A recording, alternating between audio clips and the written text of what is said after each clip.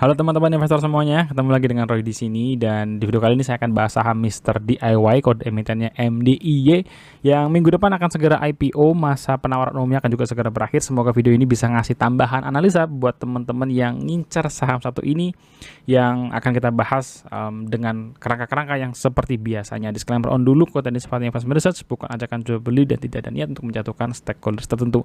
Ini IPO jumbo terakhir di akhir tahun 2024. Kesempatan atau kita tahan-tahan dulu.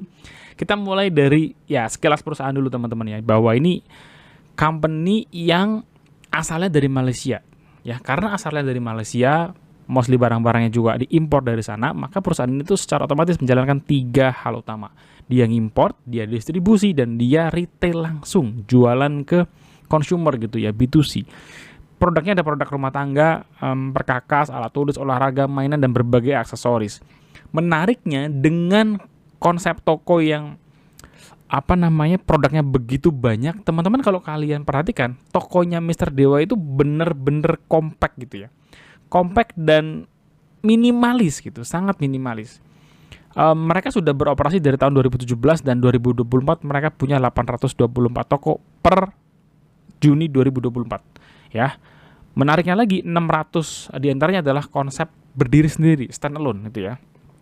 Beda banget dengan kalau kita perhatikan misalnya kayak Ace gitu ya, yang suka nebeng di pusat perbelanjaan, yang menjadi tenan di sana, atau tenan-tenan yang diisi oleh MAP Group gitu ya, rata-rata juga di pusat perbelanjaan. Mister DIY enggak, dia lebih condong untuk standalone. Nah, desain minimalis ini mulai sedikit ada improve ketika mereka merilis toko flagshipnya gitu ya. Mereka sebutnya toko flagship yang desainnya lebih besar dengan isian yang juga lebih komplit ketimbang toko-toko yang standar. Nah, mereka ini sudah beroperasi cukup lama di negara aslinya. Di 2004 itu mereka mulai beroperasi di Malaysia, dan total memang sudah beroperasi di beberapa negara lainnya gitu ya. Yang menarik dari Mister DIY ini adalah strategi untuk tidak perang di Pulau Jawa. Pulau Jawa itu consumer centric yang sering diincar oleh banyak perusahaan kan teman-teman ya. Tapi menariknya mereka justru mengambil langkah yang berbeda. Kenapa? Ini menurut saya strategi yang cukup cerdas gitu ya. Di Pulau Jawa itu ibaratnya orang sudah top of mind S1R gitu ya. Nyari-nyari barang ya udah S1R aja sih gitu ya.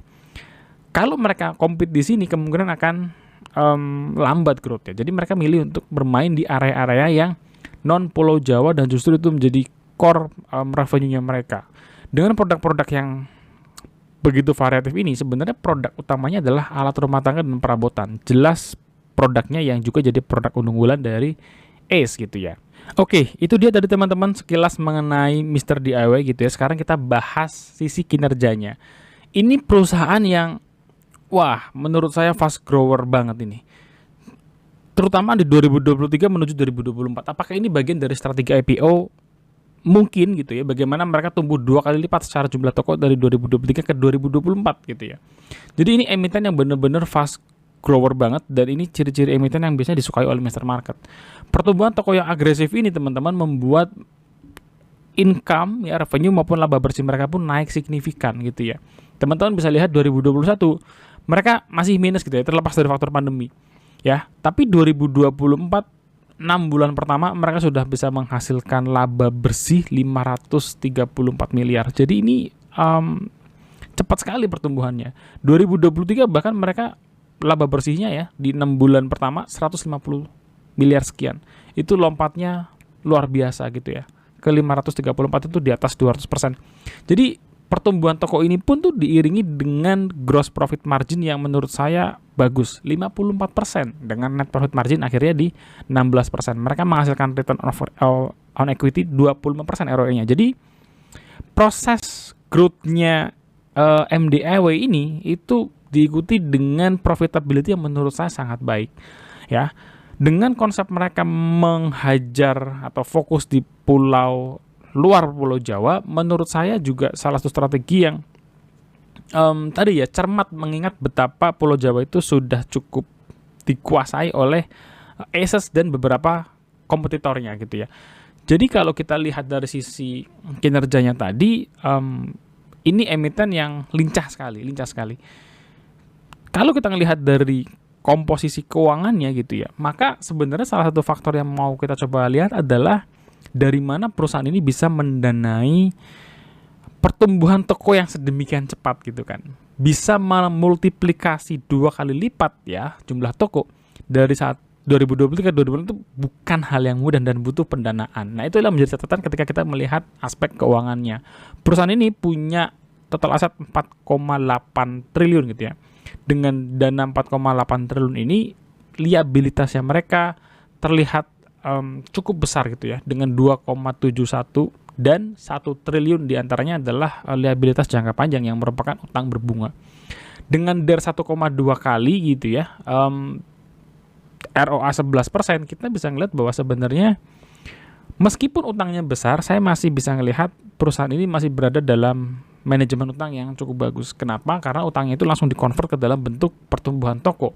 Kecuali utangnya tidak produktif atau sesuatu yang tidak works.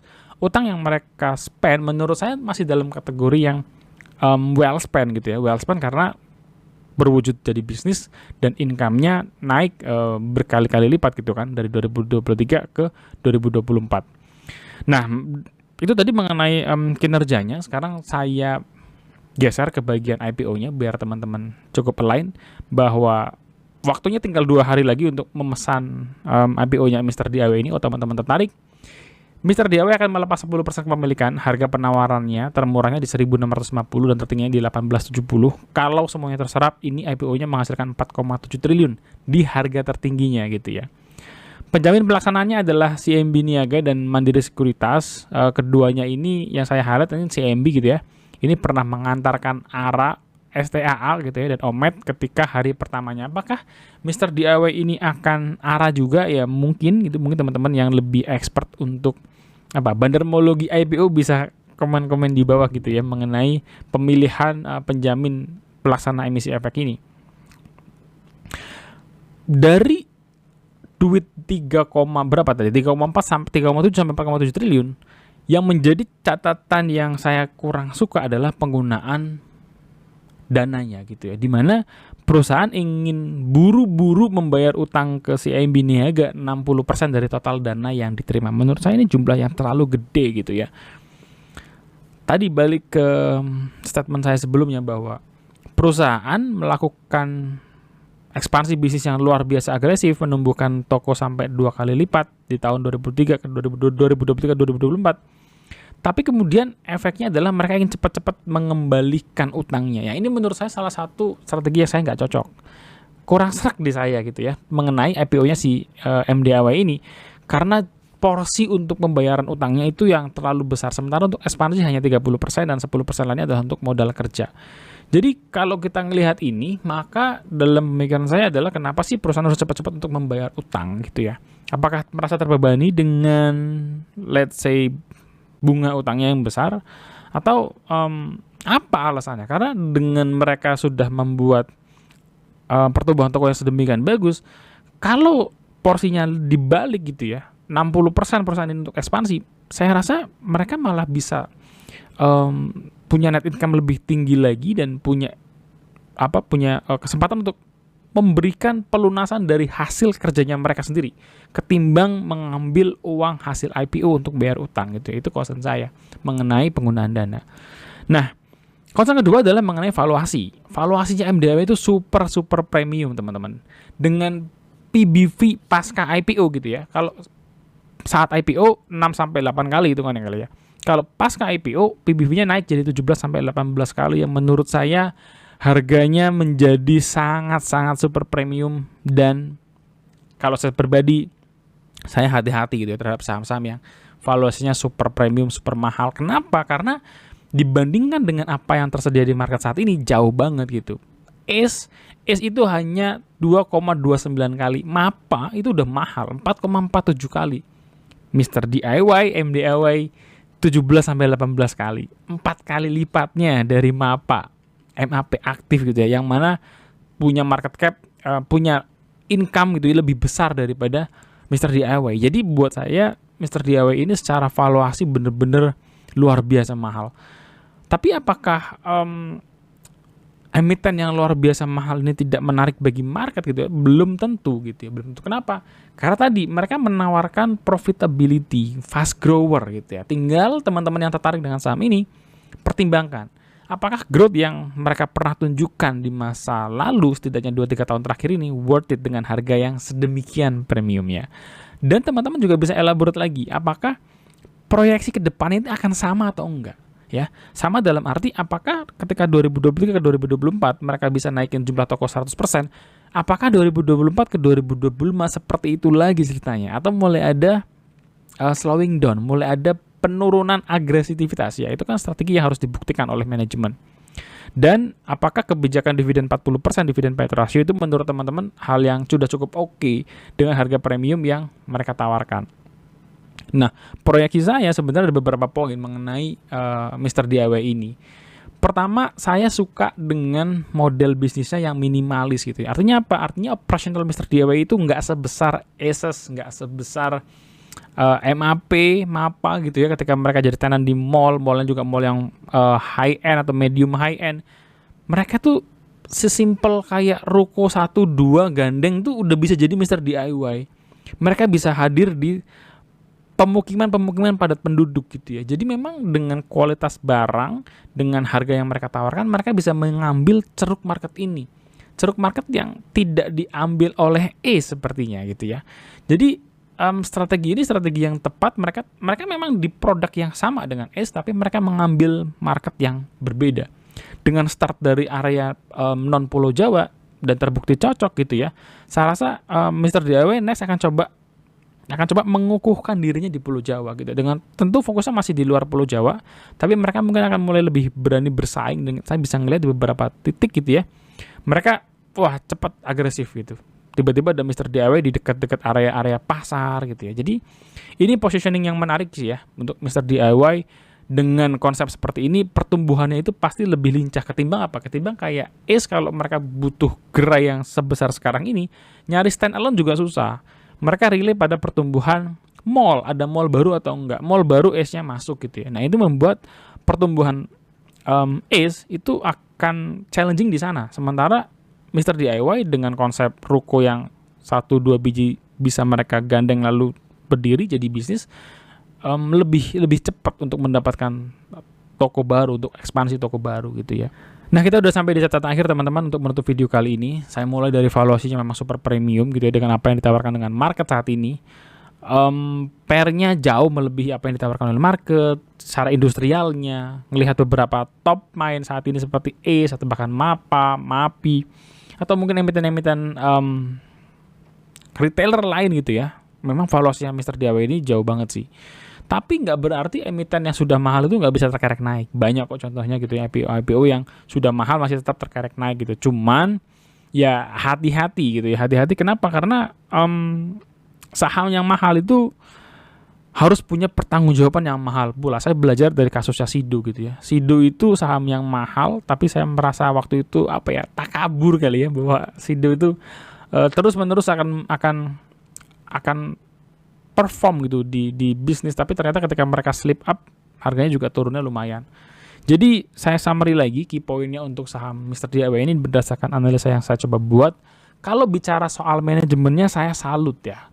Perusahaan yang baru start di awal-awal 2000-an tiba-tiba sudah begitu mendominasi di Malaysia, coba buka di Asia Tenggara, ekspansi di Indonesia, tokonya sudah sampai hampir 900, lalu mau IPO rentang waktu 20 tahunan gitu ya. Saya sih salut banget sih dengan manajemennya. Pasti pekerja keras, gigih, punya integritas dan lain-lain. Ngomongin kinerja dengan growth juga iya gitu ya. Mereka buka tokonya bukan toko yang fail. Artinya meskipun dibuka sedemikian cepat, rapid gitu ya, tiba-tiba buka toko baru, tapi surveinya bagus sehingga tokonya perform. Kalau tokonya nggak perform, pasti hasil kinerja juga nggak akan naik bagus gitu ya. Tapi dengan kinerjanya mereka yang bagus, artinya toko-toko yang mereka buka itu perform lah ya, mayoritas toko-tokonya. Sayangnya saya ngasih valuasi yang begitu tinggi ini, saya kasih rating C- gitu ya, karena entah hitungan seperti apa yang dipikirkan oleh manajemennya lagi atau oleh penjamin pelaksana emisi efeknya, saya ngelihat valuasi harganya sih sangat-sangat mahal ditawarkan gitu ya. Apalagi mestinya mereka juga bisa benchmark ke industri atau ke kompetitor, berapa sih harga PPV yang cukup masuk akal untuk bisa mengundang investor masuk ke saham MDIY ini. Finansial saya kasih nilai B-, utangnya memang agak besar, tapi mereka juga masih bisa kasih confidence dividend payout ratio 40%. Menurut saya sih oke gitu ya, oke. Cuman nggak ngerti kenapa mereka memilih jalur untuk memberikan uang hasil IPO-nya 60% untuk bayar utang gitu ya. Jadi di tengah momentum yang sebenarnya gairah untuk recover, orang-orang mulai kembali pingin menata rumahnya, pingin memperbaiki perabotan-perabotan, sebenarnya momentumnya ada, dan Mr. DIY ini mengambil ceruk yang berbeda dengan Ace, yang mana ceruknya justru lebih besar di area menengah ke bawah, sesuai dengan title-nya si MDIY ya, always low price dia bilang. Jadi ini sebenarnya punya prospek yang bagus, cuman saya bener-bener sangat-sangat worry dengan valuasinya yang sudah kelewat premium gitu ya. Jadi in fairnya saya kasih rating B- untuk saham ini karena mempertimbangkan kualitas manajemen, kinerja, dan growth. Tapi dari sisi valuasi dan dari sisi finansial, saya ada catatan yang begitu penting bagi teman-teman kalau ingin mengambil keputusan masuk di IPO-nya Mr. DIY. Itu aja teman-teman video dari saya kali ini. Semoga bisa memberikan insight, ngasih insight tambahan buat teman-teman semuanya yang ngincer saham ini. So, sampai ketemu guys di next video. Jangan lupa subscribe, share, like, dan komen di kolom komentar. Teman-teman, kalian tertarik nggak untuk ikut IPO saham MDIY ini? Tulis di kolom komentar. God bless you guys. Bye-bye.